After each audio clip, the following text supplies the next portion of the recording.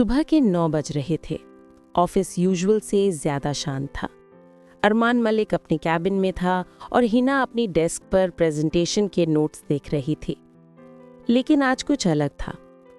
अरमान की आंखों में नींद नहीं थी। उसने रात भर कोई पुरानी फाइल देखी थी जिसमें कुछ तस्वीरें और एक छोटी सी लेटर था। तुमने मेरे दिल का अरमान तोड़ दिया। वो लेटर पुरानी थी, किसी और की लिखी हुई, लेकिन हर लफ्ज अरमान के दिल को फिर से जख्मी कर गया। तभी नॉक हुआ। कम इन, अरमान ने कहा। दरवाज़ा खुला। हिना थी, वाइट कुर्ता और ब्लू जीन्स में, हाथ में कॉफ़ी और एक मुस्कुराहट।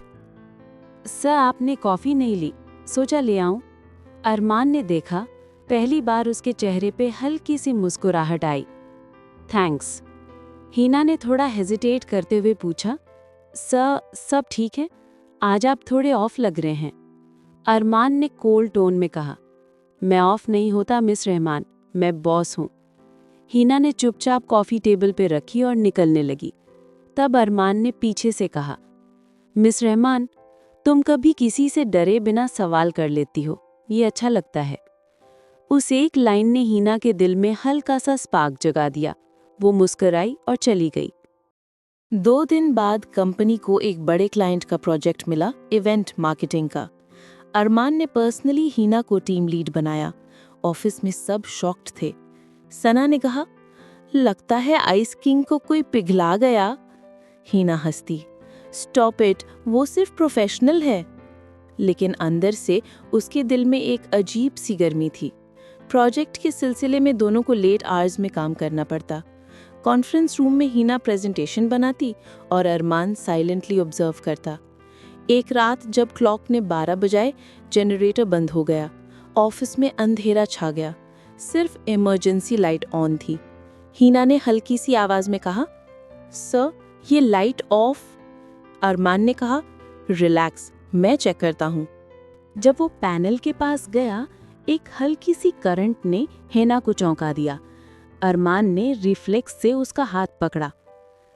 उनके हाथों का टच, एक पल के लिए सब कुछ रुक गया। बारिश बाहर हो रही थी। अंदर एक लम्हा जम गया।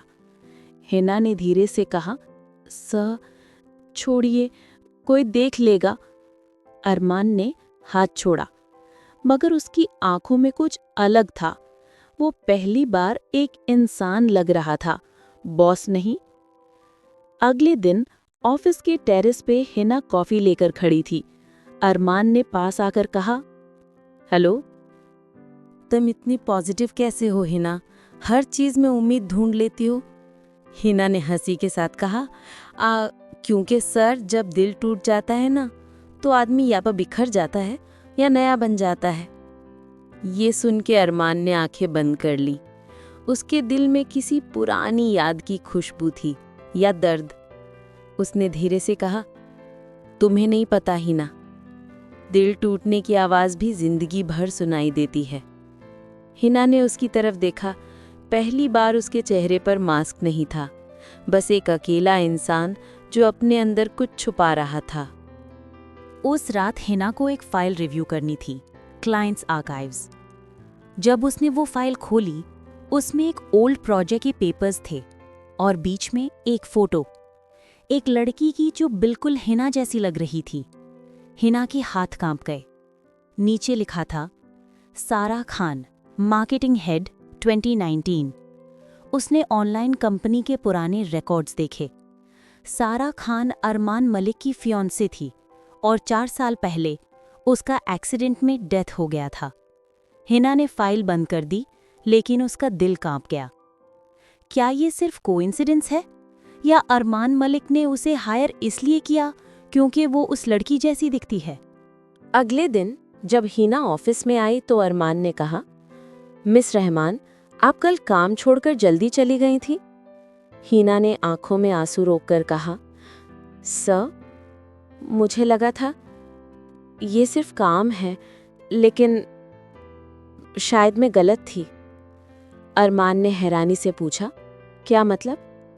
हिना ने उसके डेस्क पर वो पुरानी फोटो रख दी। क्या मैं उसके जैसी लगती हूँ? रूम में सन्नाटा छा गया। अरमान ने आंखें झुका दी, फिर धीरे से बोला, हाँ, तुम बिल्कुल उसके जैसी हो। उसका नाम सारा था, मेरी जिंदगी थी, और उसकी मौत ने मुझे जिंदा लाश बना दिया था। उसके आंसू पहली बार हिना के सामने गिरे। मैंने सोचा था तुम सिर्फ एक एम्प्लॉई हो, लेकिन हर बार तुम्हें देख के मुझे लगता था सारा वापस आ गई है। हिना चुप रही, दिल कहीं अंदर से टूट गया था। तो मैं सिर्फ एक शैडो हूं सर, अरमान ने कहा। नहीं, तुम मेरी जिंदगी हो, पर मैं खुद से झूठ बोल रहा था। उस दिन के बाद हिना ने अरमान से डिस्टेंस बनाना स्टार्ट किया। वो काम करती लेकिन आंखों में उदासी थी। अरमान ने कई बार कॉल किया लेकिन हिना चुप रही।